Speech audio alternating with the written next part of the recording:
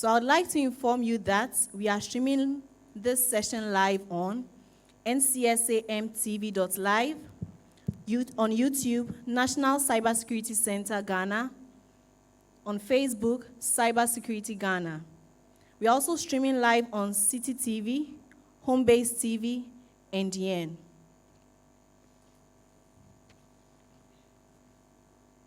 I would also like to acknowledge our sponsors once again. We have Thales, Technosolve Ghana Limited. We have Carl Bank.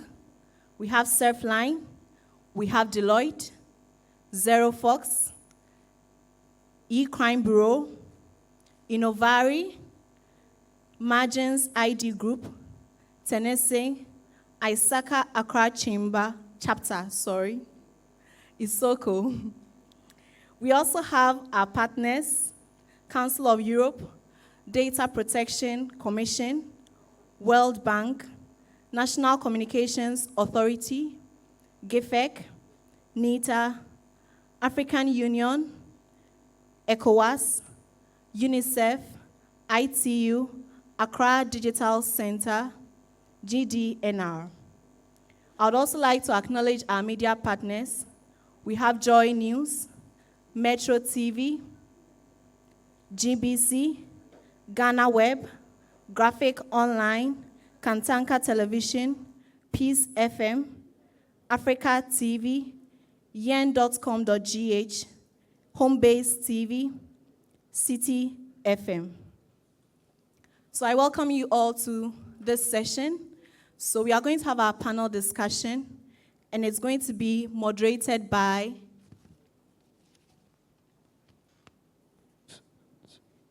our daddy, Mr. Kalsaki. But before he comes, Mr. Kalsaki has been in IT since 1994 with specialization in IT security, risk, audit, and governance.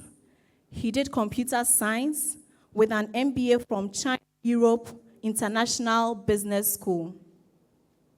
He's a doctoral student with Gordon Institute of Business Science with the University of Pretoria, South Africa. Our moderator is also the Deputy General Manager for GCNet and the President for ISACA Ghana. Without wasting much time, I would like to introduce Mr. Carl Saki. Please let's give him a round of applause.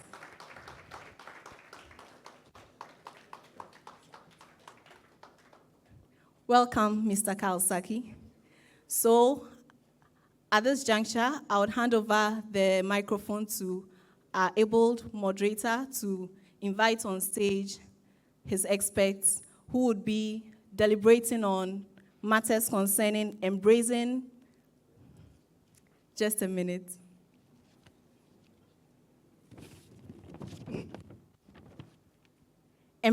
change and digital transformation in COVID-19.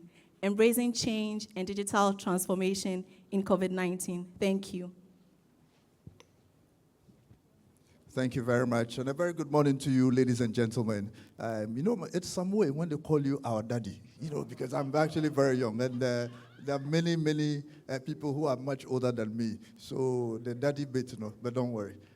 Thank you. So I'm going to call our distinguished panel to the stage, and I always like to do the ladies first thing, because this panel, 4 strong men, 1 lady. I think we should clap for her even before she starts. Shall we welcome Jackie Hansen-Kote to the stage? And then next, I'm going to call Ken Ashibe, the CEO of the Telecom Chamber. Jackie, I think there. They put the telcos together. No. I have to. Okay. Next, I'm going to call CK Bruce, the CEO, Innovari Ghana Limited. Innovari Learning, sorry. We'll have Richard Ocherifosu, the DG, NITA, National Information Technology Authority. He's a very big man. He's sitting right by me. Yes, I have some very difficult questions for Richard. And last but not the least, Victor Addison, Security Architectural Consult.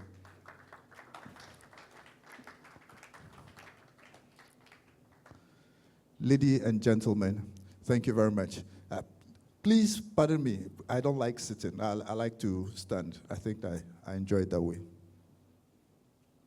And then social distance, so I'll stand far from you whilst I take out mine. There are mics on each of the, I think you all have mics. And we're going to start by looking at this topic, very interesting one, embracing change and digital transformation. And the presentations we've had so far this morning kind of have spoken to the subject. On the 11th of March, the whole world changed. The WHO came out and said that we have a pandemic. Our lives have not been the same ever since then. Then on the 29th of March, we had the president come in and give an address where, for many people, that's the first time we're seeing an actual lockdown of the economy. And from 0100 hours of the 30th, we had a 3-week lockdown. People were scrambling. Businesses were scrambling. We needed to get to work. And, but then it was one of those chaotic scenes where you had to go start chasing out for national security passes to be able to work. And suddenly, that's when you realized that if you had a GV plate, it was a very important thing. But then you also recognized that if your business had put certain structures in place, you were able to adapt to it. The effect of COVID, we know what it's been so far. Now with social distancing, who would have imagined that we'll all be sitting here with masks on our faces? I don't think that anybody could see that coming. Companies that had digital transformation, there was always some digital transformation taking place. I don't know what it is. The gentleman and lady here will tell us a little more about digital transformation in the various sectors in which they are. Actually started coming up with all sorts of things, and we saw different levels of readiness of businesses. The boards of directors, and to date, I think it's still happening. We're seeing a lot of changes taking place. So what we're going to look at today, we're going to see the change that's come. Is it permanent? Are we going to stop once COVID ends? Is it going to be the new normal? Because there's talk of new normal, I don't know, but our experts here will tell us. And then we'll look at the cybersecurity issues with regards to COVID, and also the digital transformation that's taking place. We'll profile, or we'll try to come up with some points on what we think the world will be like. We will take questions from you. We'll take contributions from you. We'll try as much as possible. And this panel here, very resourceful lady and gentlemen, and they'll try to answer everything for you.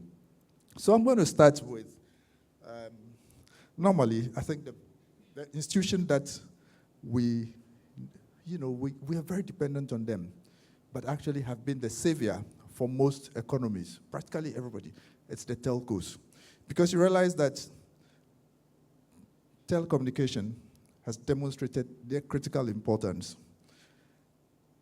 with the infrastructure they provided. Without telecommunications, COVID, the economy would have come to a halt. I believe we actually agree with that. And so I'll start with Ken, CEO of the Telco Chamber.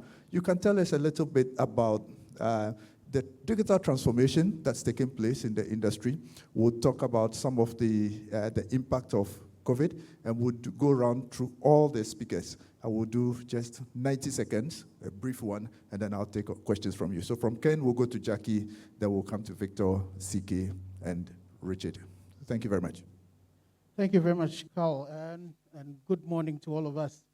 Well, COVID came in and immediately tested all of us, our resilience, And for us in the telecommunication space, there's been a lot of, even before COVID, the issues of digital transformation was a major issue that we've been looking at. And so all the conversations about artificial intelligence, Internet of Things, the way we run networks were things that we're beginning to deal with and grapple with.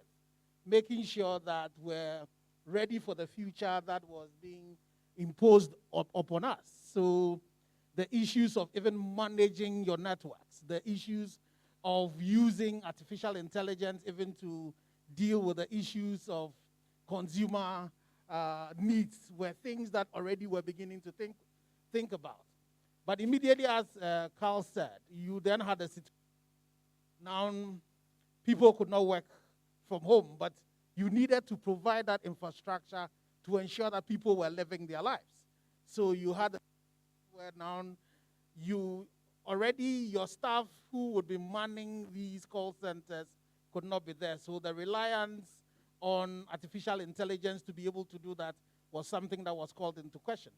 Also, okay, I'm being asked to take off my mask.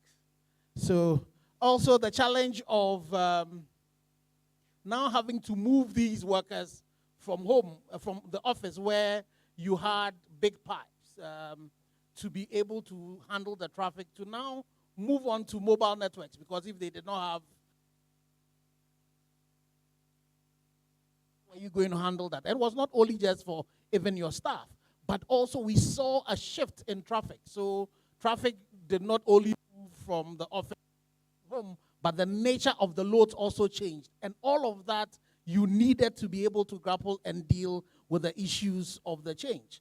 The ability to also came to issues money, and all of that pressure was brought on the networks. But you also were faced with a major global challenge where even being able to bring supplies into the system to be able to manage your also a difficulty.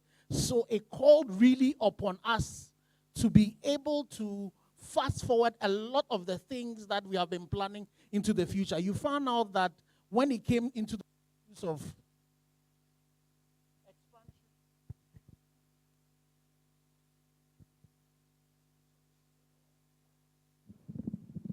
so when it came to the issues of plans that we had as industry for expansion of the networks, before 2, 3 weeks, 4 weeks, you found out that you had exhausted the capacities that you had, but you still could not bring in the spares, the needed spares that you required to be able to do expansion. So it really called upon a lot of resilience and upon a lot of new thinking.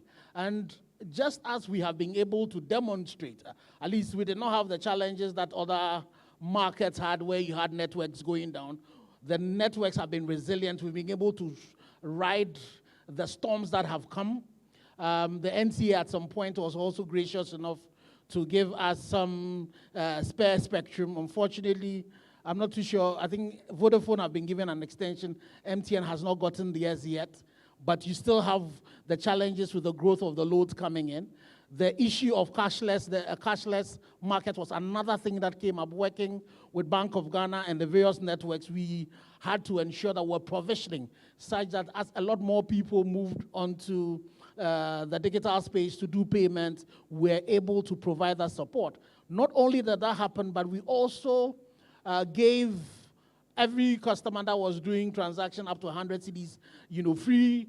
It was for free, so P2P transactions were for free. That also meant a lot of load on the system, and you needed to ensure that amongst our members, amongst the interoperability operator, we were able to still keep the networks. So I'm pretty sure that in terms of the technical things that went into our preparation for digital transformation, COVID made sure that we had to speed that, and the resilience had paid off.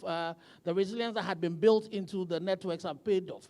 Whether we're going to go back into what we had pre-COVID, I'm pretty not too sure, because COVID, as we see it, we've seen other markets now begin to go into their second waves. Is COVID going to leave us soon? Nobody really can tell.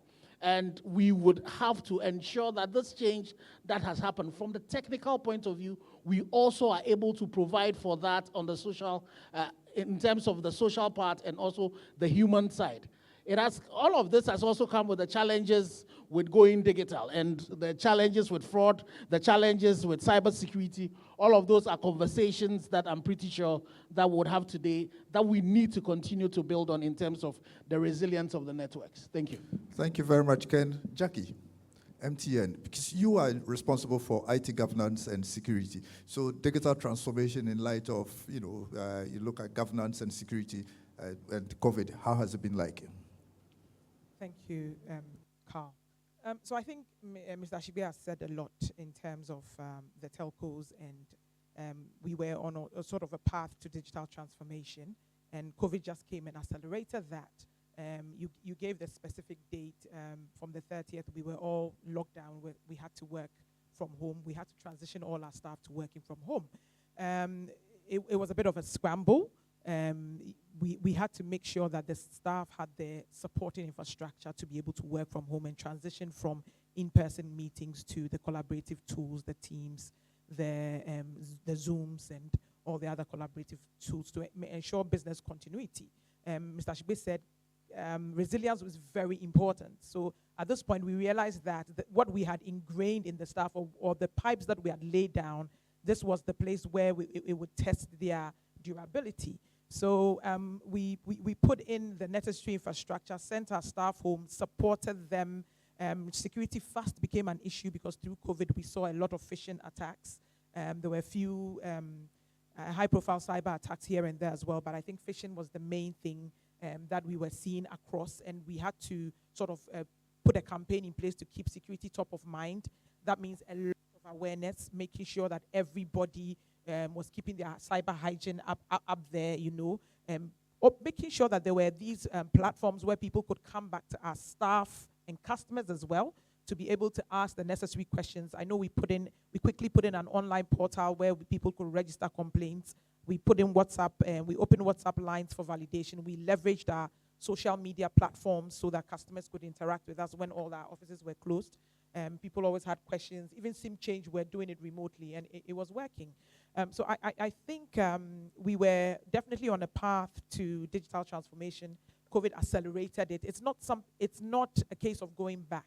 I think COVID has proved that it works. For example, working from home works.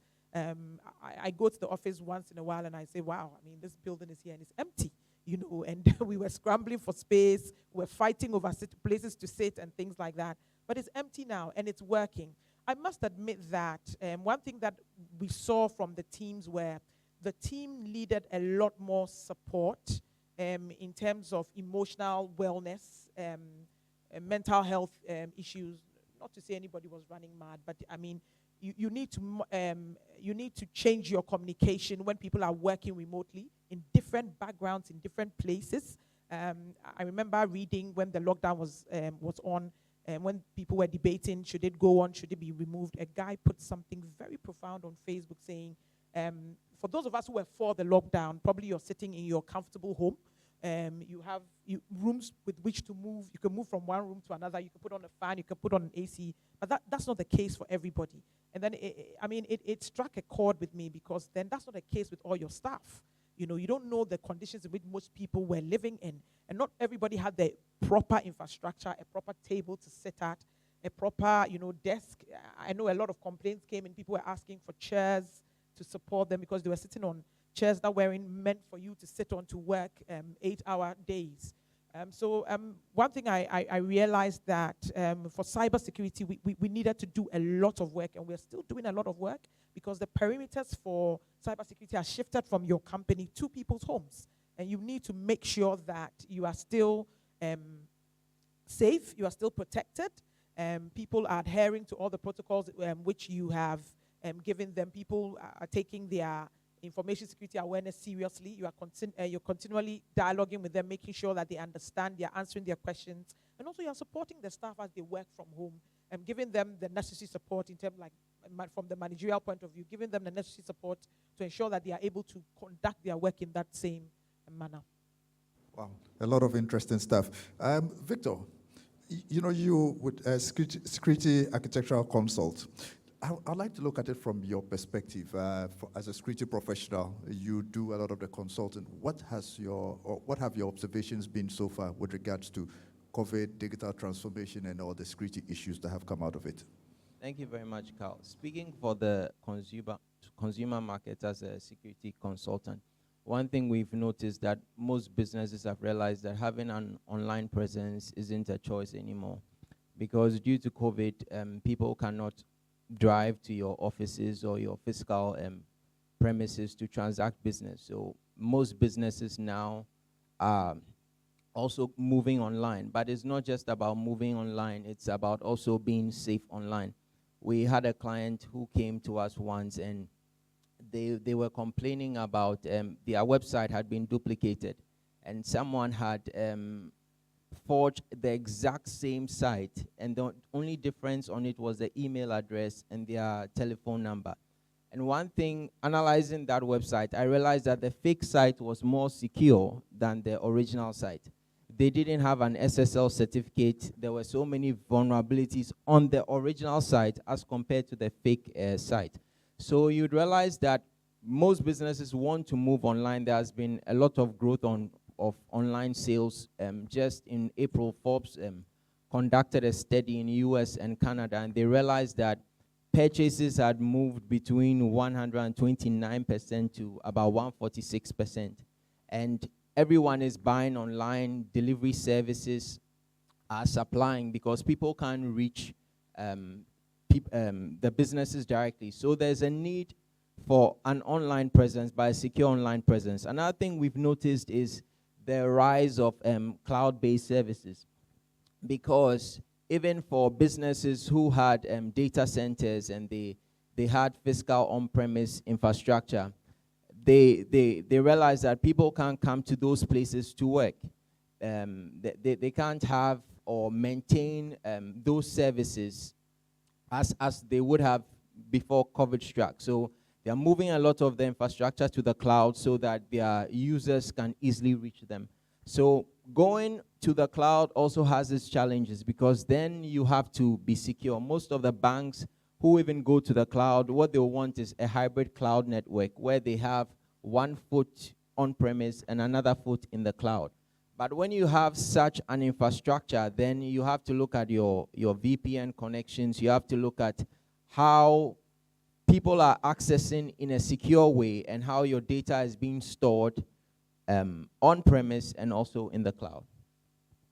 Thank you. Thank you very much. CK Bruce, Innovari Learning, and I know you do a lot of ISO certification. You've been very busy these few days. Maybe you can share some light for us, and you can let us know whether COVID has been an opportunity for you, because he's smiling, and then we'll probably collect some more tax from him after we're done. But then, yeah, at least let's start with that, and I'll come back to some other interesting points. Thank you so much, Carl. Yes, it's been interesting, but my increase in work is not actually from COVID. It's actually from Bank of Ghana. So God bless Bank of Ghana. But I want to come from the acceptability perspective of technology and how COVID has created that acceptability. The technology has been there. I mean, like Zoom has been around for a while. I mean, I didn't know about Zoom till I had to know about Zoom, okay?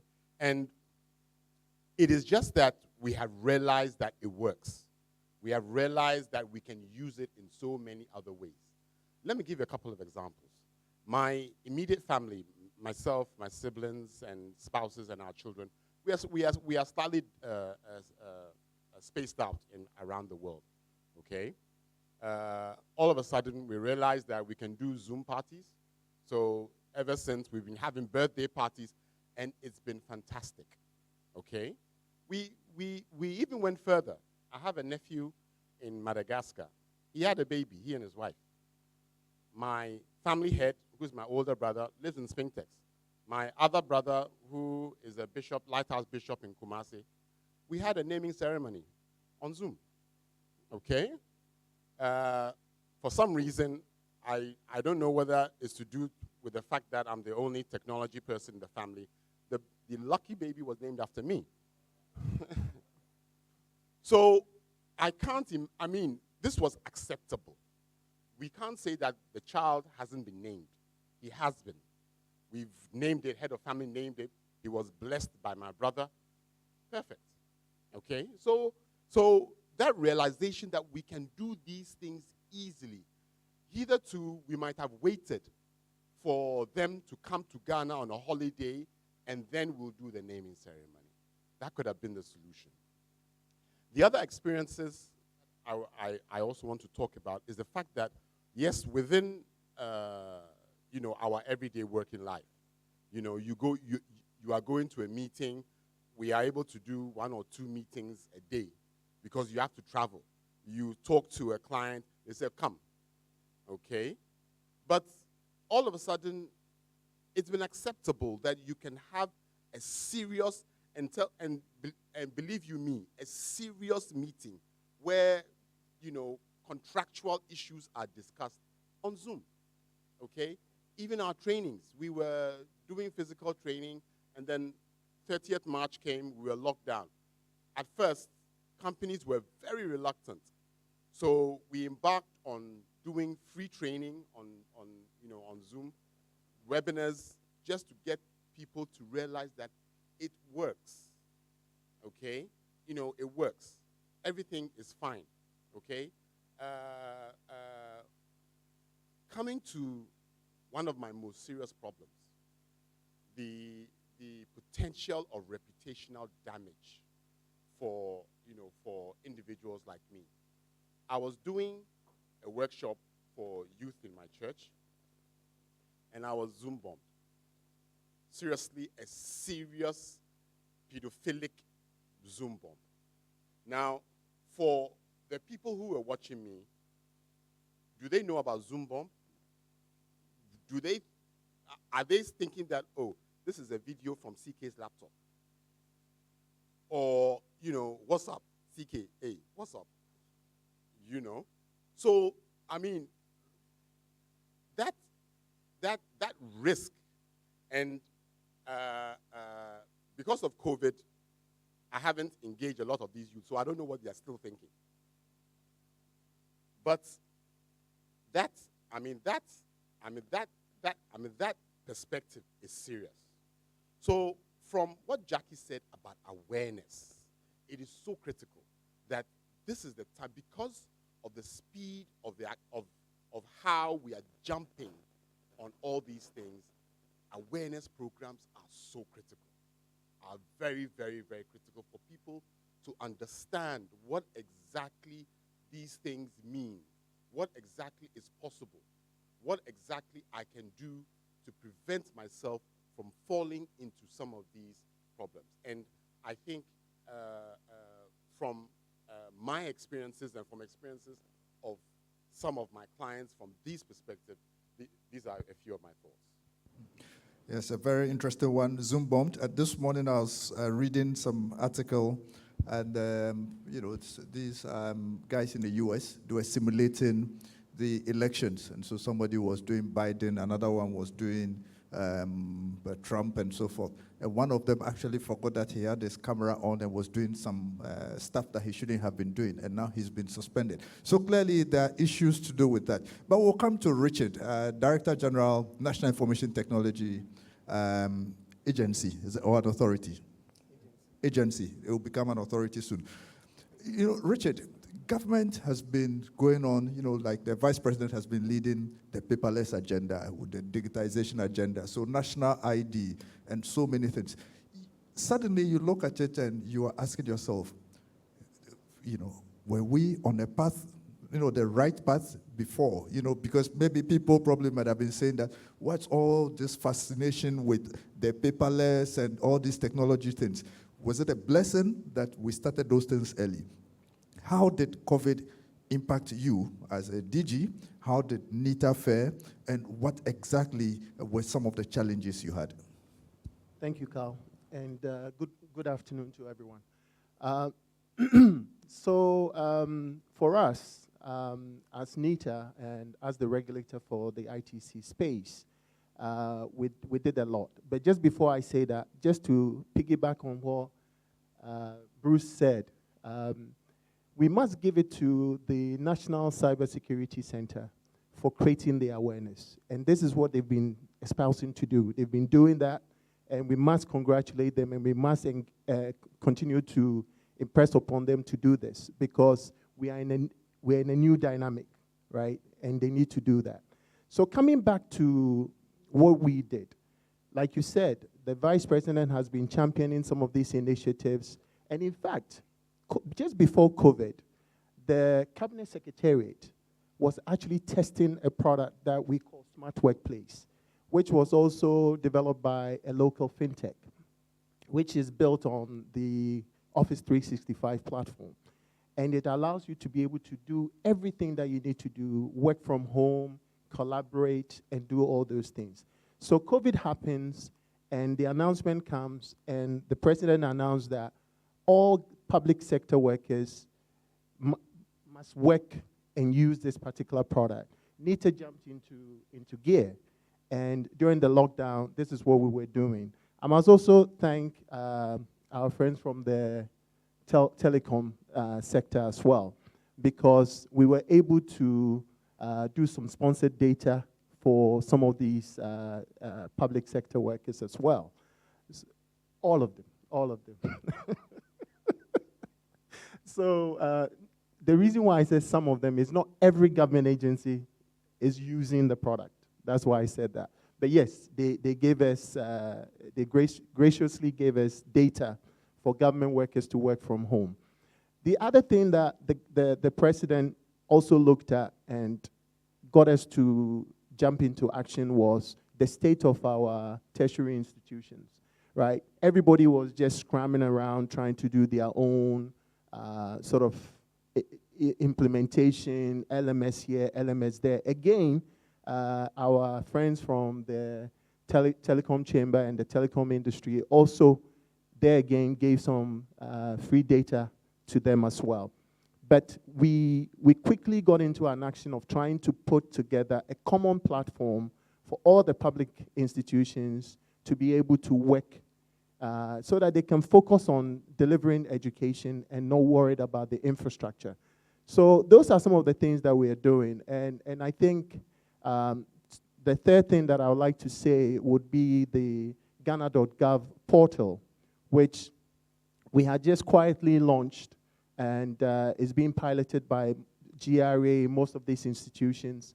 And that was basically government's way of interfacing with citizens to say that every time you want to discover a government service, this is the portal that you need to go to. You can consume the service by paying with myriads of payment options, particularly using your mobile money and the likes, and consume the service, and that has also worked very well. So I think COVID has been an opportunity. I personally don't foresee us going back to the way we used to do things. We need to embrace it. We need to learn the risks associated with this new normal and really take advantage of it. So that's what I would like to say for now. Thank you. Wow. So we're not going to go back to the days past. It's digital going forward. So let me come to you, Jackie. I just want to look at something from resilience, business resilience. Because clearly, if businesses were not resilient, a lot of them would have ground to a halt. Maybe some were putting in place, IT people were forcing, let's get certain things done. What are the strategies that businesses would have to employ to make sure that we are resilient, first in making sure that constantly we are available, but also we're able to brave the security challenges of this time? Thank you, Carl. I think cyber resilience is so important. Resilience in itself would determine whether you're going to... Hello?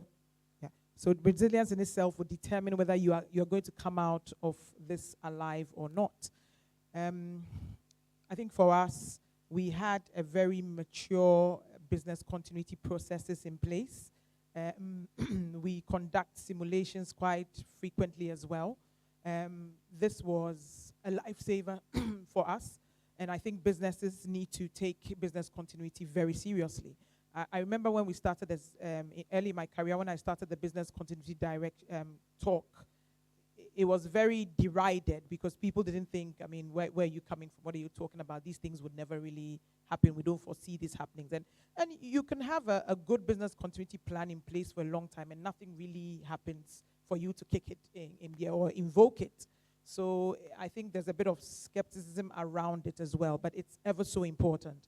I'm still yet to hear of any business continuity plan that covered pandemics though. So even though we had business continuity plans in place, we were looking at the traditional fire, earthquakes, floods, uprisings and things like that. Oh, elections are coming, let's put some contingency plans in place. I don't think anybody, I'm yet to hear of anybody who had catered for a pandemic. But yet again, here we are. So I think it's ever so important to make sure scenarios in terms of resilience or business continuity are very broad, covering all your bases. Simulations are very, very important to ensure that you can recover in the shortest possible time and recover your crown jewels as well.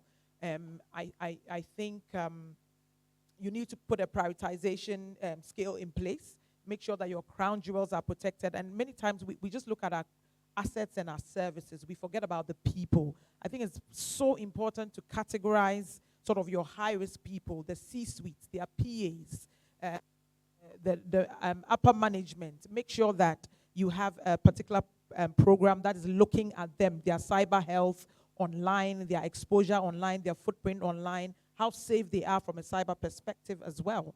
I think that is ever so important. It needs to be part of your contingency plan as well. For simulations is ever so important. It's you can't have a business continuity plan just sitting there that you haven't tested. You have a perfect plan, but then when the rubber hits the road, are you going to be able to recover properly? Do you know what to do? Do you know where? A CSIRT, computer security incident a response team is very key as well. Make sure that you have one of those in place. Imagine you're in the middle of a pandemic trying to get your head around everything, and then you're hit with a cyber attack as well. As a company, what would you do? You have to have a CERT ready to be able to respond properly. They should be properly trained. They should know their duties. They should know what to do. You should have a communication side of that as well. I think most of the time we focus on the technical to see how we're going to recover, but have a good communication plan as well. Who is communicating about the breach? Who is telling the executive community what to say? Who is telling corporate services what to say about the breach? And things like that. So I think it's important that your resilience is A1. The resilience is your bedrock. That's how you come back. That's how you recover. Make sure that you have the proper strategies in place to be able to recover no matter what hits you. Pandemic, yes. We are working from home. As the gentleman said, it works. It works now. Working from home works. Are we going to go back? Probably not. Or probably we're going to now adopt a hybrid of working from home and in the office. Bearing in mind that social distancing is still a thing and we'll still have to adhere to it as well. So I think we can't take resilience for granted. I think this should be a lesson to all of us. Cover our bases, be broader in our perspective when we are looking at business continuity, build resilience in our day-to-day processes as well, so that we are able to come back from anything that arises. So our contingency plans are airtight enough for us to recover. Thank you. Thank you very much. So let me come to you, Ken. From where you sit, the telecom chamber, you have a big role to play with NCA, there's GIFEC, for instance. The disruption has been everywhere.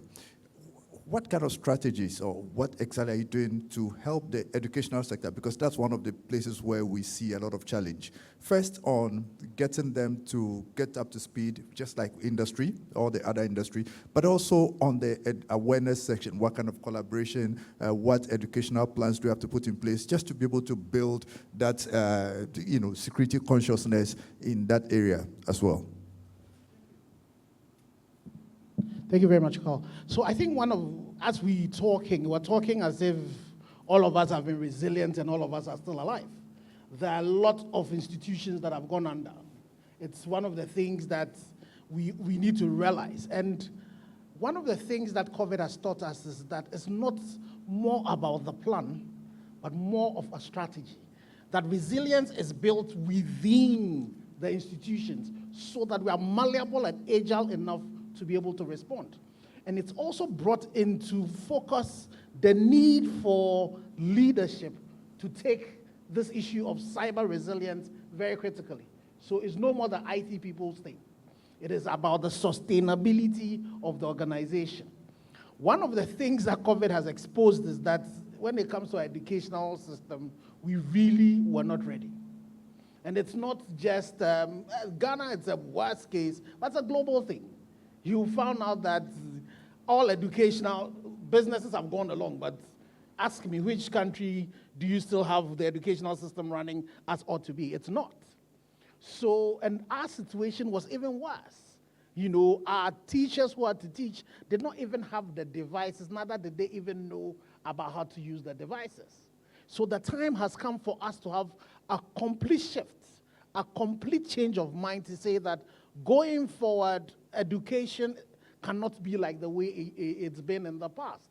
And there's so much we have to do, but there's so little time to be able to do that. So my son who lives in Accra would have access to all the digital tools. But my nephew who lives in Chame, who lives in some of these areas that even the network itself has not gotten there, how are we dealing with that? So we need, and that's why the collaboration between the private sector and the public sector and the third sector has to happen. GIFEC needs to completely change the way it looks at the role it plays in terms of being able to provide access. Because the challenge currently is that if the last child in Ghana cannot have access to telecommunication service, how is he going to learn? How is he going to be able to compete? So it's time that government needs to look at the issues of access, not maybe even setting up the networks, but guaranteeing that all educational institutions that are in the rural areas would have certain demand of data so that it would be able to work with the private sector to move telecommunication into those areas. How we now need to start teaching our children the same way we tell that don't talk to a stranger. Physically within the space, we need to start teaching them the whole cyber hygiene within the space we are. Because as a people, we are too welcoming. Everybody would want to welcome, and we're taking the same attitudes into the cyberspace. Because it's surprising that you find out that people will tell you that somebody called me on the phone and was able to talk me to give them my PIN. But that happens. And it happens to not only people who are not even educated. People who are really educated all fall victim to this. So what are we doing in terms of teaching our kids? Because the same thing that you have the criminals yard in the fiscal world are learning faster and are coming into this space. So what are we teaching them so that they would be able to take advantages of the opportunities that digital transformation is bringing, but also know that the risk also exists? Because what has happened immediately now is that the world has been flattened. So the child that lives, that is in China somewhere, is competing with the child in Musuli, in Accra now. So what opportunities are we giving them so that they also can rise up? Fortunately for us, the flip is also that we can now start bridging that gap that exists between us and the developed world, taking advantage of these things that have happened. Fortunately, also in Ghana, there's a lot of examples. If you look into the fintech space, there's so much well that we have done. And it's happened because of collaboration between private sector, public sector, and the third sector. But a lot more has to be done, especially between our regulators within this space. So the Ministry of Communication, NCA, GIFEC, all of us working together to make sure that we can bridge this challenge that we have within our digital space. And the teachers also have to come along because they also need to acquire new skills. And we also need to realize the fact that in the past, it was a lot more of the older folks had all the skills. Currently, it's not like that. The young people also have the skills. So how do we change that dynamic such that we'll be able to learn from each other and still be able to provide ourselves the skills that we require to be able to go? But it is very, very fundamental that we ensure that till the very last mile, we are able to ensure that there's technology there, the technology is available, it is secure, it is stable. And all of that will also be provided when other resources are available. The challenges with power, the challenges with roads, the challenges with fuel, all of these issues we need to start thinking about. And the time has also come for the structure of even the way we manage the whole communication area has to change. Because what would happen if we currently have all the policies in place to make sure that 5G comes, IoT is there, AI comes, but our educational policy is such that you can't learn in a particular way, you can't take exams in a particular way. I remember just the Saturday, my wife had to write an exam, one of these banking exams. And they're doing it digitally, but there is a supervisor who sits with you to be able to write the exam. And it's not a human supervisor, but it's an AI, so that you are able to have multiple people do this. How are we preparing to be able to do this? So that we don't have the situation where we have only a few good teachers in Accra, in the big cities, but we are able to replicate that, all of these good teachers, and make them available to everybody everywhere, so that the children in the places that are also not developed also can get advantage of that. With all of these are opportunities, but there are also risks that are with them, so that we ensure that this Zoom bombing and things do not happen. We ensure that people are not exploited. We ensure that people are able to take advantage of these opportunities, and we are all able to develop together and be able to reach where we all have to reach, not just because I didn't get access to it, I didn't get a device, but we all are able to do it, and we're all being empowered to do it. And if I don't do it, it's because I chose not to do it. That certainly was a lot of stuff to talk about, but clearly it tells you that, COVID has opened the door for a lot of changes to take place. Now, let me come to you, CK. I'm interested in finding out what has been the evolution, or what are some of the evolving trends when it comes to cybersecurity, the attack vectors and stuff like that. But maybe you look at the financial sector, for instance. We can use that as a case in point. And then afterwards, we'll go to Victor, who will talk to us about, we'll look at risk. The concept of risk management. How do we move it from just the organization to maybe buttress the point Ken made, where it becomes a concept that we all learn, so you are demystifying it, not technical anymore, but it's something that is a day-to-day type of thing. We would all look at it. And then after you are done, my good friend, the regulator, I'm interested in finding out from Richard how the government sector, has embraced technology, and we have a lot of old people in government. Nobody had that, but how we getting those changes and getting them to actually become, completely paperless, and then security conscious as well. So maybe CK, Victor, and Richard.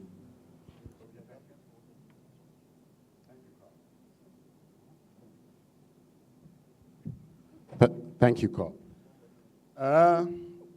Since COVID is more of a human-based uncertainty issue, social engineering has been very, very predominant because of people not comfortable and not sure, and there's been massive changes all around.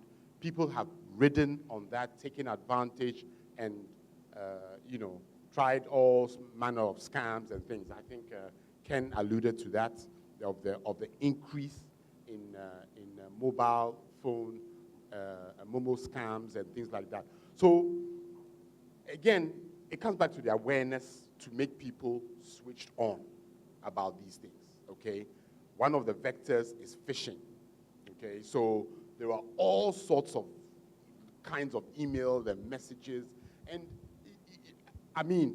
from my perspective, it really still confuses me how people, maybe I'm being a bit patronizing here, but how people still see these messages on their phone and they still click. I can't put my head around it, but yes, there are people, people who suffer from these kind of attacks. But we really need to make people understand that don't click on anything. Simple. just don't click. But COVID has made people click more. And it's kind of very scary. So, I mean, we cannot overemphasize the importance of awareness enough. It's just not possible. The need for that is great. Now, the other major problem is change management. Okay, because of the confusion, because of the speed in which all of a sudden things had become, I mean, people were working from home, people were moving this. There were so many changes to infrastructure and things. The change management process seems to have been thrown out of the window. That is one. Now the biggest fear around that is that, yes, I agree that we are not going to go back to the old normal. We have a new normal. And the new normal might be institutionalizing some of those changes. But not all those changes. But the massive problem is that do we have all those changes documented? Do we have them so that we can, change them back when we are rolling back to a certain hybrid environment that we all agree we will be moving back to? Okay, so those are the massive cybersecurity related issues that we need to look at. I didn't mention about malware, about ransomware. Now, malware has become very terrifying from the ransomware perspective. Very, very terrifying. I mean, previously, if you got a virus, it's just an infection. Years back, viruses with an actual negative payload was very minimal. But now, nearly every single virus has a massive payload, ransomware. And that hits you, there's nothing you can do. All your files have been encrypted, okay? So these things are affecting organizations, even organizations with proper structured environment. And when I say a structured environment, an organization that has adopted a security standard. Okay, so they have all their environments well structured. Even them, they are being hit with all these, So I come back to the awareness as the key mechanism to defend ourselves against the nature of attacks and growing weaknesses within our system.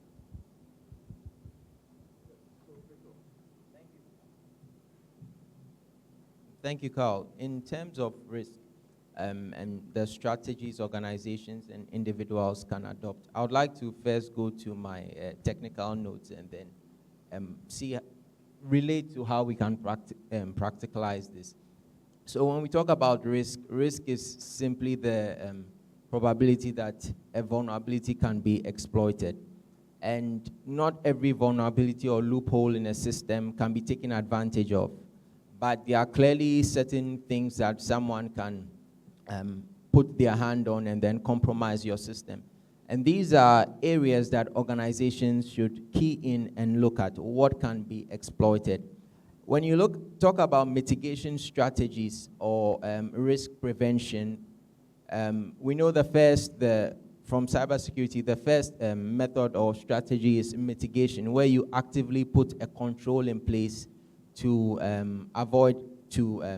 mitigate or take care of the risk. Now, what I've come to realize is that we must understand that devices do not fix themselves. Organizations are in a hurry to buy firewalls, intrusion prevention systems, SIM devices, anything that they feel when they put at the gateway, the organization will be safe. But what you must also understand is that it's individuals that control those systems or must configure those systems. If you just get a bunch of devices and put in your infrastructure and think you are safe, it's a deception. Organizations should invest in their individuals, not just bringing on consultants, but invest in the people on the ground. And they should also, as much as they are willing to pay so much for devices, also channel those resources into building their own talent. Another thing, or another mitigation strategy, is avoidance, where the risk or the service that is causing the risk is avoided totally altogether. That's another thing. If you have maybe a service that is not so critical and it's posing a problem in your organization, it's better you just do away with that service. Then the third method, which is risk acceptance, where if you look at the cost-benefit analysis and you realize that if I'm compromised, I won't lose much, then you just know of the risk and then you accept the risk. But in our world today, it's very difficult to accept a risk if you don't have what is known as residual risk. That's the bare minimum you must accept. So you must work towards mitigation, reducing the risk before thinking about accepting what is left. And then the fourth method is risk transfer, where you purchase insurance for the risk, where you say, okay, I'm not going to do anything about this risk, but I'm going to buy cyber insurance so that if the system is compromised, the insurance company will pay for it. And I don't know much about our cyber insurance in our country. We have all sorts of insurance policies, but if maybe the insurance companies could also come up with cyber insurance for businesses, then it could help. But I always say that in cybersecurity itself, it's like insurance. Companies are not willing to mostly do anything about it until something happens. So organizations are laid back. They want to be breached. They want to be hacked before they run around looking for someone to come and fix it. But by that time, mostly it's too late. You've lost the reputation in the eyes of the public, and so much damage has been done. So I would say that two key factors are investing in your own people, like C.K. Bruce talked about training, empowering the people, and not just bringing on the devices, but investing in your people and then also following the best practices. Thank you. Richard. Yeah. So, Carl, my question was on training and the public sector folks. So, I think it's been said, change management is a critical component that we need to bring down for people to understand that change is necessary, change is needed. It will happen as we go through whatever transformation that we must go through. I mentioned in my earlier submission that though the government had put together a solution for public sector workers, currently, as we speak, I think there are over 700 or so MDAs, MMDAs, agencies. We've only been able to onboard about 330 odd because we've reached out to the Public Services Commission, we've reached out to the Office of the Head of Civil Service, SIGA is being on, we've been trumpeting it.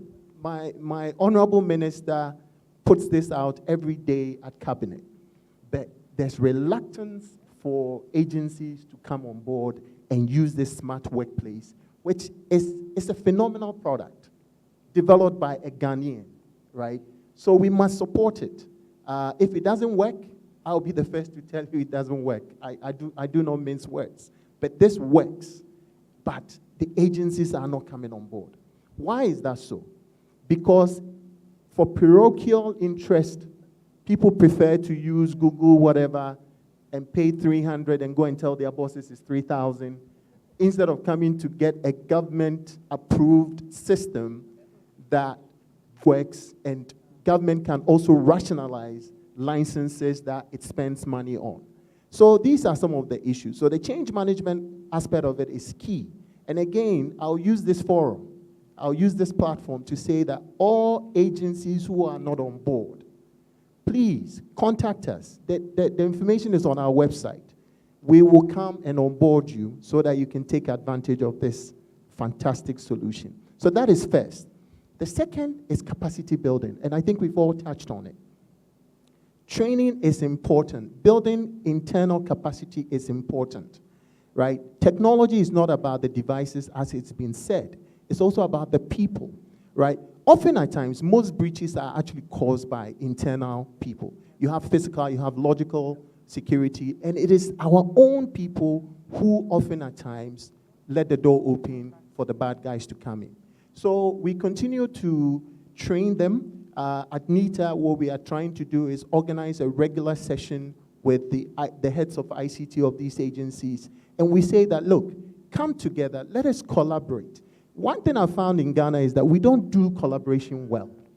But this is what has helped the other developed countries.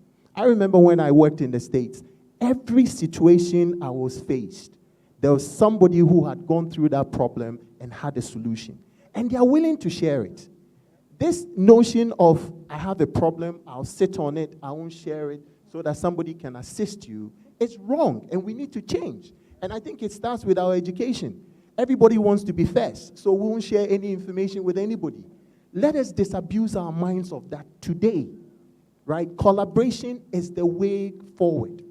So if I know you don't know, I'm willing to share with you. The more I share with you, the more I deepen my knowledge, the more you know to be able to teach somebody else. So we continue to say to the heads of IT, let's come together, let us run programs that would assist you. If you have a peculiar problem in your environment, come, share it with us. Let us bring the people, the resources to try and help. If we don't do that, we'll find the public service will be the same, the way we've always known it. So for me, that is the challenge that I face with, and that is what I'm trying to change.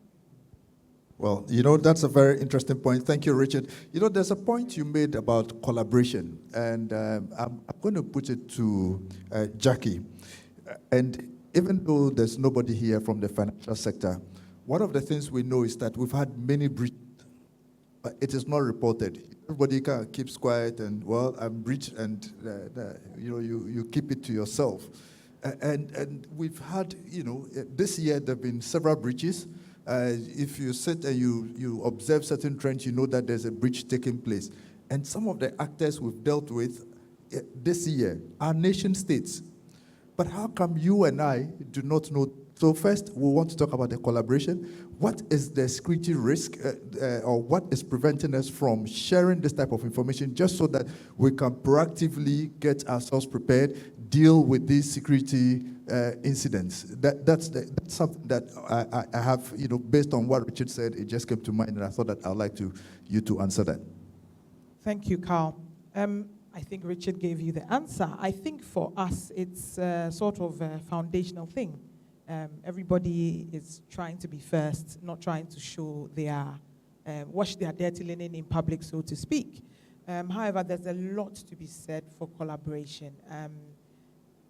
If there's one thing I've learned from the years in this business, it's you don't know everything. You might be sitting there thinking you do. However, a situation will arise where even if you think you've dealt with it well, there's somebody who has dealt with it better than you did. So it's always a good thing to collaborate with people, get ideas. I mean, get on forums where, how has this been done? How has this, how did this work out for you? And get more ideas to be able to get out better from any situation which you find yourself in. For example, as we all know, we are celebrating the Global Cybersecurity Awareness Month in our organization. We do month-long celebrations, and we do a lot of trainings and stuff. But for this year, we as a team decided, listen, let's collaborate with outsiders. I mean, the company has been subjected to us giving talks and giving our perspectives for years. Why not get other people from outside on board to be able to talk to the company, to be able to talk to the staff? They will bring on different perspectives, different experiences that we haven't been through, that would help us and further our course. and it's all towards the same cause anyway. To be honest with you, Carl, I think collaboration is not something we are pushing for, because it's foundational, like Richard said. If we could come together, public sector, private sector, third sector, share experiences, I think there are some things that other companies are going through that will be able to offer a hand. You might have a serious DBA here, say, listen, I'll send this guy to you, he would help you. You might have somebody who is A1 in awareness, very catchy ideas. You say, I'll send this person to you, we can help you. And I mean, if we collaborate more, I think we would build a more resilient, a stronger, a wiser sector to be able to move it forward, not only privately, but nationally as well. Thank you, Jackie. Now, let me come to you, Victor. Just a very interesting question. The increasing use of self-service, because that's what this whole world is becoming, digital transformation. So I don't remember the last time I went to a banking hall to do anything, self-service. But clearly it has risk, well, and you've heard interesting stories on these things. I know that the educational system, a lot has to be done. I think Ken talked about it. And from the solution provider's perspective, what are some of the measures you can put in place just so that it makes it a little more intuitive for the end user who is not very tech savvy to stay safe?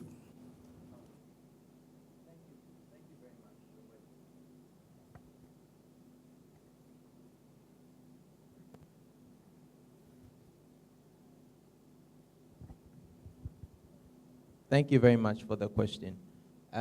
What the solution provider can do aid the end user with regards to self-service to be more secure. Let me just take an example like web browsing. We know there are phishing attacks, there are a lot of clickjacks here and there. And what solution providers do is sometimes, in example of web browsing, they provide plugins in your browsers, and these plugins take care of basic security. So if you have children at home and they try to access a website that is rated above 18 because maybe there's a plugin in the browser, it doesn't allow them to open that particular site. And there are a number of tools, I would say, on the market that handle some of these things. So it's about knowing about them and leveraging them. If you are in an organization where you know that your most or some, okay, let me say some of your users are stubborn. No matter the training you give them, they would try and go out and maybe reach Facebook or reach a prohibited site. There are tools and solutions you can put in place at the gateway that can prevent people from going to certain sites. So from the solution provider's perspective, I would say that the devices or the tools are out there, but the end user must adopt or know about these and then adopt it. Because if you come to a consultant and you say that, oh, I want this and this and that, as much as you may want ABC, he's also looking at how much you are willing to invest or your budget with regards to what you want. And mostly because organizations are always trying to cut cost, sometimes they cut cost at the expense of, I'll say, basic security. So it's a two-way affair. You are as secure as you are willing to pay for. That's what I'll say. Okay, thank you very much. CK, maybe let me ask you this question. You know, there's increasing use of cloud. And the issue to cloud, your perspective, you know, sometimes because you talk to people and we all have a certain mindset about the cloud. Is it a good area for people to go into? What are the risks to do with cloud adoption? And, you know, maybe you should assure us that cloud is good? Thank you, Carl. I think that's a very simple statement. Cloud is the future. There's no other way, okay? Again, I see it as a realization issue from the doubter's perspective that, my data is going to be seen by somebody else has access. I can understand that apprehension, because most of those people don't know how a cloud data center is set up, okay? And the realization that if you go there, you can't do anything, you can't find anything. I mean, there are hundreds of servers within the data center. Your data is not even situated on one server, it is stripped across a number of servers. The security, the cybersecurity solutions at that server, nobody, not even Ghana, can afford it, okay? So it is a highly secure place. Now, from an attacker perspective, from somebody who's trying to get to your data, to breach your data, obviously I would want to use the easiest path to your data. And the easiest path to your data is through your laptop, which perhaps you have saved the password and the credentials in your browser. So all I need actually is your laptop, and click on the right place and I have your data. So why would I go to, at the moment, Microsoft has a new data center in South Africa. So that's the closest major. Why would I go to South Africa to try and get access to your data when I can just come to your office, see you, social engineer you, and get access to your laptop and get your data? If we also look at the agility perspective, i.e., as an organization, you want to be quick and fast in responding to any changes. And to be honest, COVID has brought that ability or the essential nature of agility out, okay? So, for instance, in my company, everything we have is on the cloud. So we moving to working at home was a snap of a finger. Nothing. I mean, just work at home. All the data, everything you can get at. You don't need to be in the office. We don't have a server, okay? We had some clients doing a due diligence on us. And to be honest, my responses were a little bit too easy from me. I was thinking, hey, what would the company think? Because everything we would say yes. I mean, there's nothing. Do you have anybody checking on your data center? Well, no. It's in the cloud. You see, so it makes things easy. The headache, the massive headache of putting together a cybersecurity strategy is removed. All you need, and I'm sorry to come back to that word again, is proper awareness from your people, your internal people, on the fact that the only avenue to your data is through you. And I think I will end there. The only avenue to your data is through you. I'll take two questions. I have two questions. Ken, the current laws we have, we're doing everything E. Are the laws abreast with the new paradigm? Well, thank you very much. As was mentioned, all of us, when we're doing our business continuity, nobody looked at the pandemic.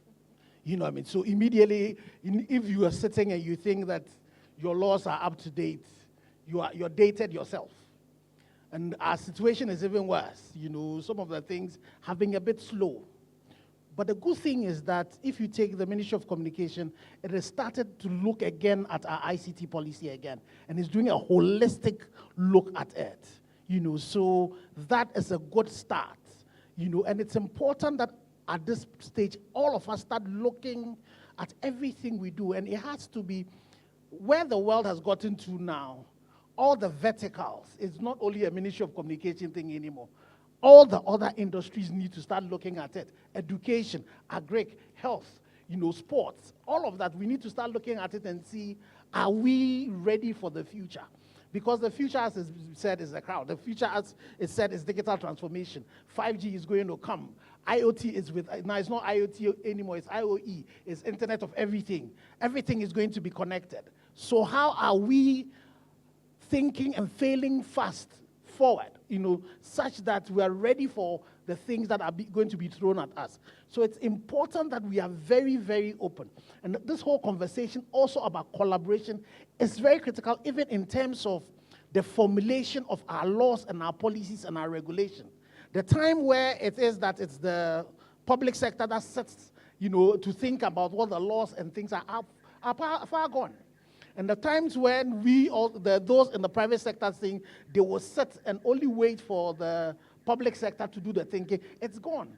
The third sector, we need to be pulling along, especially academia, to bring them onto the table at the point where we are crafting these laws, crafting these regulations, and then also putting systems in place so that a lot of the organizations will self-regulate. Because by the time you would find you do this regulation that is historic, the damage would have been done. So it is time that we all sit together and see how we can craft it. Fortunately, we're beginning to see a lot of that happen. If you look into the mobile money space, one of the things that has really moved Ghana, and we have virtually now almost like number 2 in Africa, is because of the fact that everybody else sits at the table to really discuss it. And a critical part of the people who also should be at the table is the consumers. It's really important that at this stage, we bring them also in there. And fortunately for us, because of digital transformation, it is possible for all of us to actually sit at the table. I keep on saying to my friends in government that there's a time going to come, Parliament is going to be obsolete, because we will not need to select 275 people to go and think for us, because all of us will be able to participate in the decisions that affect us because of the tools that are available. So how do we also ensure that we are bringing the users, we're bringing the consumers also in there to look at our laws? So yes, definitely our laws are not enough. But the good thing is that the thinking that is going in there, pushing the digital agenda and all of that, is making us look at a revision of our laws. But I still see that when we're focused, so Ministry of Communications is doing a good job. My worry is that whether the other sectors are also thinking in that particular manner. Because very soon, a doctor will be able to sit in Accra and do surgery in China. But if you are not too careful, the policies, even maybe our educational system would make it in such a way that that will not be allowed. So how do we bring everybody all in there so that we all are thinking together? And conversations like this are really, really very important. Unfortunately for us, because of COVID, because of Zoom, because of Blue Jeans, and all of that, we can do that. My only worry is that we are still using other people's tools to do all of this. The question I was asking my sister is that, so is our government also using Zoom? Are we using these, are we using Teams, which belongs to other people? You remember that Angela Merkel, before she even became what she was, somebody else somewhere knew what it is that she was thinking. So I look at all of that and say, how are we thinking about our own national security? And that's why, for me, the smart place has been developed by us. So that, as they say, if the vulture is even going to eat you, if it's your own vulture, let it, So let's see how we can use our own things and stop depending overly on other people's things. Help our people to develop their things, and so that we can keep all of these things in here. It's really, really important that these discussions should go on. At least one of the things that I'm beginning to see is that now I don't see ministers with Gmail on their complimentary cards again. So at least we can see that there's some progress being made in that direction. Thank you very much. Yes, that's a very good one. And I like the adage there, if a vulture is going to eat you, let it be their own vulture. I'll keep that in mind. Richard, I would like to ask you the last question. Skill set. Skill set. From the government perspective, your role, you actually do practically national information technology. What needs to be done to get you the right skill set, the right awareness? So here I'm looking at maybe collaboration with tertiary institutions, what you need to put in place, even get the commensurate remuneration and everything. You came from a private sector, so you are doing national service. But not everybody wants to do national service. So, I want your thoughts on that, after which I'll go to the audience, and please get some interesting questions for them. Richard. Thank you. Skill set is a problem within the public sector. So I've had, for me, I came to the role with a very open mind and trying to change things. So I've had conversations with the public sector, Public Services Commission, PSC, and the Office of the Head of Civil Service. And I'm saying that the notion of an IT class within the public service should be brought back. I think that discussion had been had in the past, but it didn't go anywhere. Look, everywhere else, there are private sector workers gravitating back to public sector. It's in the UK, it's in Korea, it's in many, many places. Now, how do we attract the best skilled people into government or public services? We cannot. Our remuneration is woefully inadequate, right? So I cannot go and get someone who has spent their own money to train themselves to bring them to earn pittance. It just doesn't work. So luckily for me, they are hearing that discussion. And it is a discussion that we go, because that will be tied to competency matrix and even moving staff around different agencies as well, right? Someone would have spent all their entire career in one agency, and all they know is just that system at that particular agency. If you move them, after a while, you move them to another ministry or agency, they learn something else, it inures to their own benefit and their skill set, right? So this is what we are trying to do. And we cannot stress that enough. If we don't train them, public sector would always be lagging, right? As you said, some of us, it's God and country. We want to do our best because we believe in technology. We believe in the fintech industry. We want to put our arms around them, make sure that we develop things. I mean, luckily for us, COVID is also helping because we manufactured most of the PPEs here, all right? So we must think about that and stop depending on everybody else for our survival. So skill set is important. Remuneration. We have to also understand, and that's the same discussion, you cannot put the IT class in the same vein as the administrative or the management class. It has to be different, right? So that we can attract the right people. So these are some of the things that we are talking about.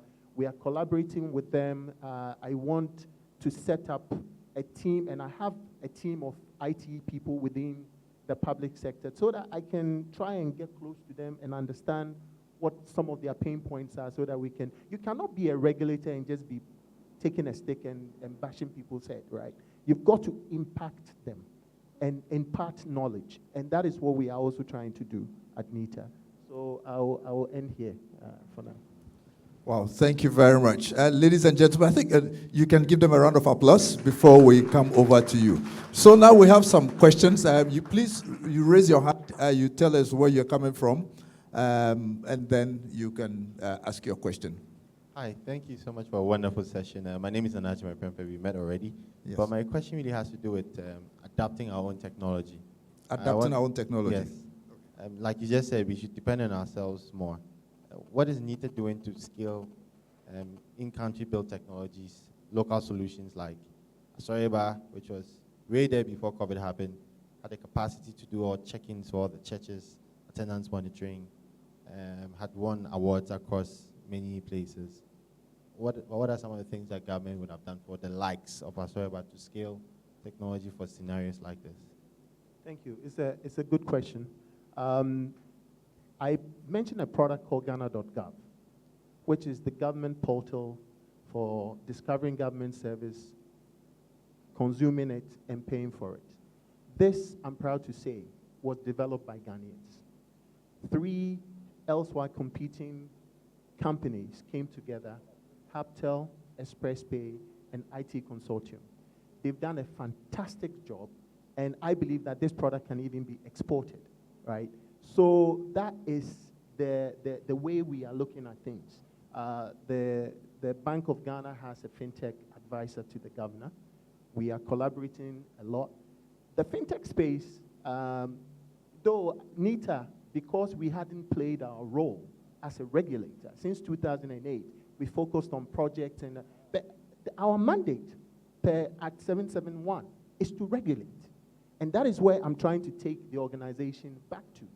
And in so doing, we want to put our arms around the fintech community and get solutions. So I'll be doing a lot of interactions with them. I already do, so that we can look at some of the products that they are developing and how government can use that, right?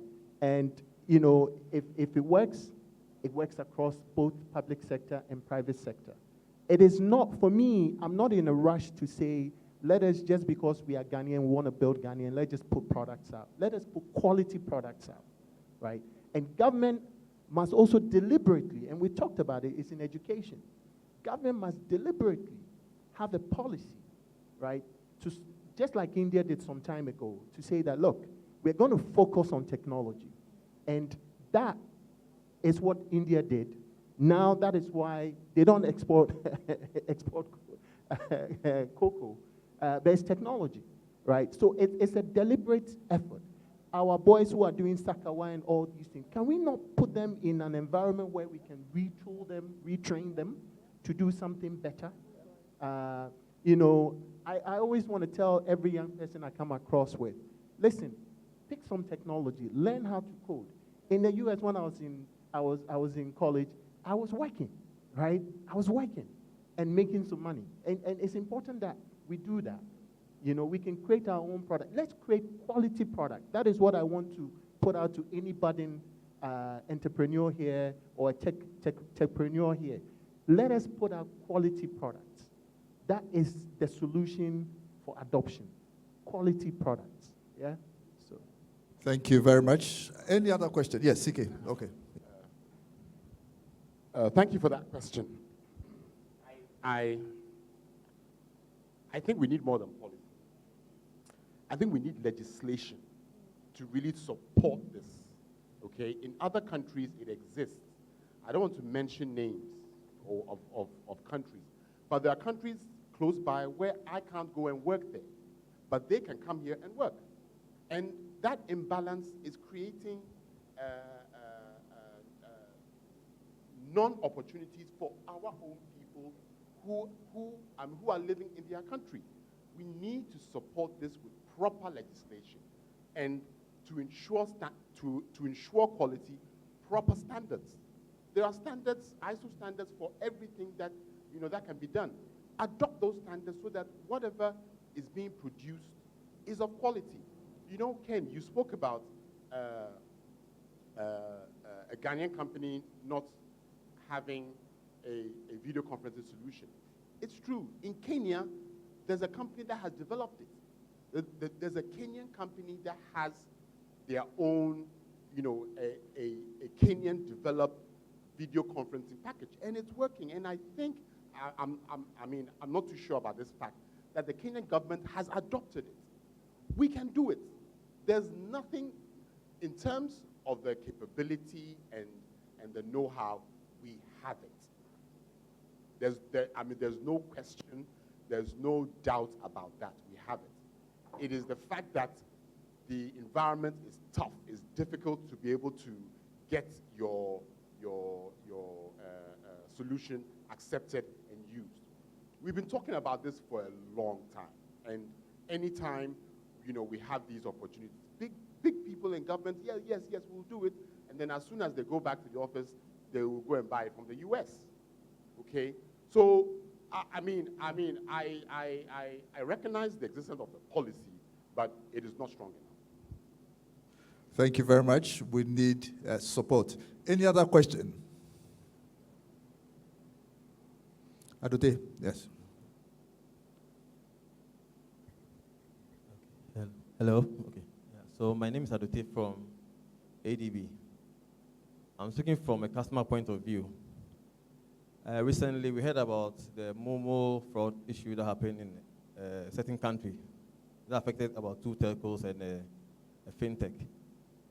I'm not too sure because there's a regulator on the panel. There is a telco person represented there, and as well as the one in charge of the chamber. I'm not too sure whether we have heard about it, and in the case of Ghana, what are we doing to ensure that a similar thing doesn't happen in the country? Thank you very much. So, Ken. Thank you very much. So, if you look at the Ugandan example again, from the initial information we have, it's an internal person. So it's important to realize that it was not a hack. So it was fraud that was perpetuated by somebody who had privileged access. But there are a lot of learnings that we're taking, and so even the head of the fintech office, the Innovation and Fintech office in Bank of Ghana, had a conversation around that. So we're looking at learnings from that. But the fortunate thing about how we work, the structures that we have, the systems that we have, is that we're slightly different from what operates in other mobile money markets. Our mobile money market is very bank-based. Every electronic e-money that you have is backed by CD in a bank somewhere. Another thing we also do is that, so you find out all the challenges we've had in the mobile money space has been a lot more fraud than by, hacks that come in. So technically, we seem to be sound. Our challenge is the social engineering that happened from that. But we're still not complacent. Because, as Chenu Achebe would say, as the hunter learns to shoot without missing, the birds learn to fly without perching. So constantly, we also need to ensure that we are in the front of the game. Then also added to that is the way our systems work. The amount of money you can move is limited. The amount of money you can receive into your wallet, there are all limits that are attached to it. So before we would have that kind of what happened in Uganda happen to us, it would really be difficult. It would be picked up as it starts to happen. But we are not oblivious of the fact that we are within a global market space. And we also are pushing beyond just doing mobile money in Ghana. We're pushing that we should be able to run mobile money across, so that when I move from Ghana to Togo, I should be able to run that. So if all of that is going to happen, we need to start having conversations about risk, having conversations about cybersecurity, having conversations about data protection and all of that. So we are taking a lot of learning from that. But the problem we have in here in Ghana is the issue of social engineering. Is the inherent risk, greed also that some of us are in. You know that you have not participated in any promotion. Somebody calls you and says you want something somewhere, and then you are beginning to go at it. The fact that we are also open to be able to tell people, our PIN numbers.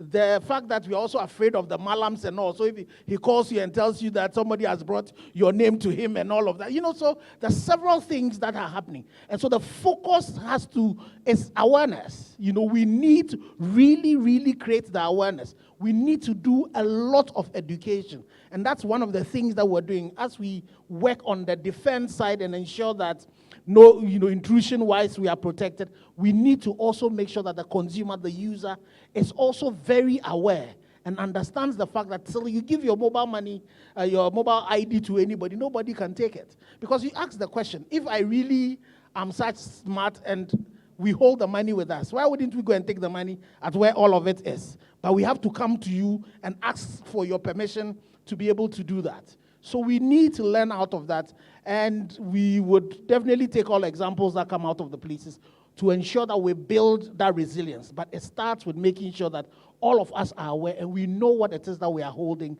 so that we can protect ourselves a lot more. Thank you very much. Jackie, yes. Mr. Ashibe, if I could hug you, I will. You have said everything that I wanted to say. You've hit the nail on the head. But I'll just add this. As you're well aware, it was a fraud perpetrated in a third party. The inclusion of security clauses or annexures in contracts with third parties cannot be overemphasized. It is very crucial that in every contract you're signing, there are some security clauses to protect yourself. I was just speaking about this a couple of days in the office, and you notice how MTN's name is the first that comes. You don't hear anything about the Pegasus aggregator. It's MTN, it's Airtel, and then it's Stanbic.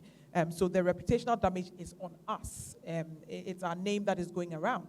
So you need to make sure that you are mitigating the risk in terms of third party. And the third party space is not very easy to govern in terms of cybersecurity. There's a lot of exposure there, which you need to take your time and make sure you've got the proper structures in place to be able to mitigate against. So I can't overemphasize the inclusion of security annexures and clauses in all these contracts that you sign with your third parties. If you have the resources to do it, do compliance checks. It's very important. Make sure that they're adhering to whatever baseline you have put in for them, and they are not falling foul of that. And obviously, include them in your awareness drives as well. That is important. But now awareness drives for also your customers. Mr. Ashibe said it. What is the mobile money fraud being perpetrated here is purely social engineering. And as he said earlier, we are too welcoming. You know, we're too welcoming. We are prepared to hold a conversation with a stranger on something that you should have cut once you know it's nothing to do with you. You need to just cut that conversation right there.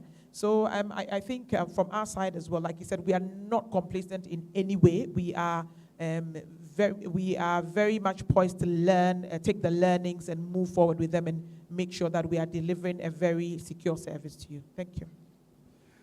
Awareness, awareness, awareness. I think that sums up everything we have to do as organizations, as a nation, in our educational institutions. There's nothing more than awareness. I take it we don't have any question, but ladies and gentlemen, I think, can you please, oh, there's a hand somewhere there. You didn't raise your hand high enough. That's why I almost skipped you. Yes, I'll take your question, and then we can close. Okay, I'm Fifi Abdel Malik, and if you are listening to what Mr. Ken Ashibe said you are sometimes surprised that people who are educated also get scammed. Mr. Bruce also was telling us that he gets surprised when people have to click. So my question goes to Mr. Ken, Madam Jacqueline, and Mr. Bruce. If you look at how the interaction between customers and the telecos, they always deal with text messaging. At times, you will get up, practically, you will get up and you realize that you've been deducted of center. They will tell you, oh, you subscribe to this or you subscribe to that, when absolutely you know you've not done it. So I want an answer from the expert that we will click the right thing. Being deducted. So I want a strategy or a way that going forward, people will get to know that they have to click the right thing. Well, thank you very much. You see, one of the things that happens is that we have third parties who also provide vast services, who are authorized by the regulator so to do. But you should have subscribed to that service, you know. So if it happens that you have not subscribed to any service, you can report to the operator. And don't take it that the fact that the text has come to your phone is coming from the operators. A lot of these vast services could come from individuals. It could come from places that you have gone, because you see now that's another challenge that we have. There's a lot of data being collected by various groups of people. And it's the reason why we all need to take up that moratorium that the Minister for Communication has done to ensure that all of us are registering as people who are collecting data. Because you go to church, you give your number. Because now, because of all this COVID thing that is happening, every church you go to, you write your number. Me, I always write my landline number. When I go anywhere, you ask me for number, I write 03027 300 500, my office number. That's what I would give to you. But we give them out. And we are so open. So once they do that, The same way you can send text messages, you can also apply for a bulk service and start doing that. So what we do is that we also have systems, our operators have systems in place to be able to detect some of these operators who are not going by the laid down rules of making sure that you opt in before, because some of them, they want you to opt out, which is not right. So once you get that, please, dial whichever number you are on and report it. If you're having challenges, you can go to the NCA as well, but report it. But it doesn't still preclude us that you see people, you're on WhatsApp, then they'll say somebody's giving 50 gig data for free, and they will give you a link. And interestingly, the person who sent it to has not done it, but he sent it to you. And you are also sitting there and you are clicking it. So I think the two issues should be separated.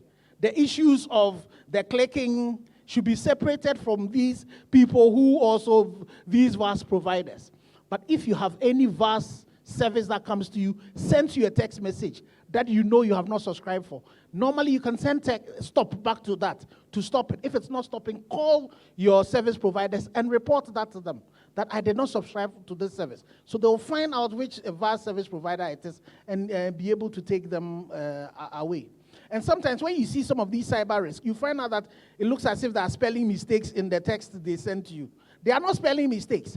It is because we also have AIs and bots that crawl these messages, so that we know that when they start sending you text message that talks about block, text about things that it is only the operator that should be sending, then we know that these could be scams. So they try to play around it. They will pretend as if they spelled it wrongly, and then they will send it to you. So once you see it, please don't have those conversations at all. If you are in doubt, don't do anything.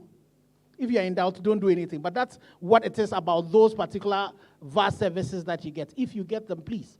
If you have not subscribed to it, just send stop to it. If it does not stop, call your operator and report it so that can stop. I hope you got the answer you wanted. Ladies and gentlemen, I think that the panel has done a very good job. We can give them a round of applause. Thank you very much. And before we leave, I think that each of the panelists will share in 15 seconds their future, what they think 2021 holds for us. 2021, what do you think it holds for us? Digital transformation, cybersecurity, practically everything. Well, thank you very much. The future is here. The future is not tomorrow. It's not going to change. The pace is only going to accelerate, and it offers an opportunity for all of us to be able to take advantage of it. We just have to be wise. We need to be aware. Cyber hygiene, cyber awareness, let's learn that and take advantage of what the opportunities hold for us. Let's give opportunities to our children to be able to take advantage of that, so that we will be able to bridge this development gap that we have, riding on the back of technology. We are in the middle of the world, and it's an opportunity that it gives to us, and we can take advantage of it. We speak English. The literacy level, IT literacy level of our people are good. Let's make sure that the right laws are in place, right regulations are in place, and we also are collaborating to ensure that we all can win together. Thank you. So 2021, digital transformation is here. It's adoption is much faster than we would have liked, but hey, we are bang in the middle of it. Let's take advantage of it. Let's get involved. For the young people, if you find spare time on your hands, learn. Learn. There's so much available. There's so much you can learn. There's design thinking. There's so many amazing things. Like Mr. Shibe said earlier, it's flat now. The opportunities are the same across the world. Take advantage of the opportunities. Let's try and bridge the gap. And one thing I would wish to see more of is inclusivity. You have the kids in the private school learning on Google Meet and the like. It's my wish that the public schools will come along so that all the kids would have like a level playing field, and the right infrastructure will be put in place to be able to bridge the gap, especially in the education space. So 2020, I think, listen, the future is here. The future is now, like Mr. Ashibe said. Let's take advantage of it. Let's learn. Let's collaborate more. Let's come together. Let's help each other. And let's build Ghana, make Ghana better. Thank you. Thank you. One thing I'd like to say is that digital transformation is opening up a lot of remote opportunities, not just remotely in Ghana, but globally. We've seen the market for the IT space increase across board. So if we can develop ourselves, we will be able to place ourselves in a vital position to take advantage of these. Now you can have clients not just in Ghana and in Africa, but across the whole world. And whereas before you had to have maybe a work permit, travel there before you can work or have a client, by virtue of digital transformation, you can work remotely. So I think it falls on us as individuals to develop ourselves, gain the necessary capabilities, and then be able to offer our services, not just locally, but globally as well. Thank you. I recall an experience about 15 years ago when the internet was very much starting.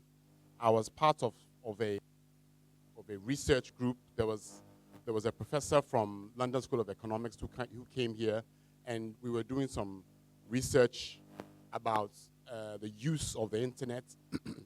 And we went to Nima, and there was, during that time, we had a lot of internet cafes all over the place. And there was this young girl, late teens, and she was chatting. Okay, she was chatting on the internet. And my professor colleague just told her, but are you aware that there are other things on the internet? And she said, no. And he just showed her a few things, and she was shocked. All she thought that the internet provided was chatting. So that's all she was doing. She would go and sit in the cafe and chat. Okay? And she was amazed about things that she could do. To me, this now is a second realization of what is available. Some of the things that I've done, explored certain tourist sites that complete virtual reality and roaming through. I was able to go through the Vatican. I've gone to the Grand Canyon. I've gone, by sitting here, I've gone. I mean, between me and the person who has really gone there, we know the same thing. Okay? And I think this should be a strong realization that the negativity around the internet, I mean, we should dissipate it and look at the positive things that are in it that we can ride on and grow ourselves. Charlie, guys, the safest place to be in the world right now is Ghana.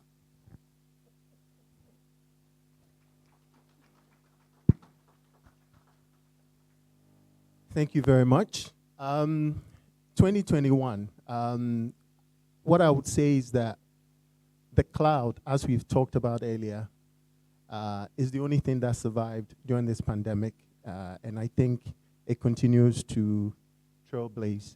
And we should support it, but we should be mindful of data, right?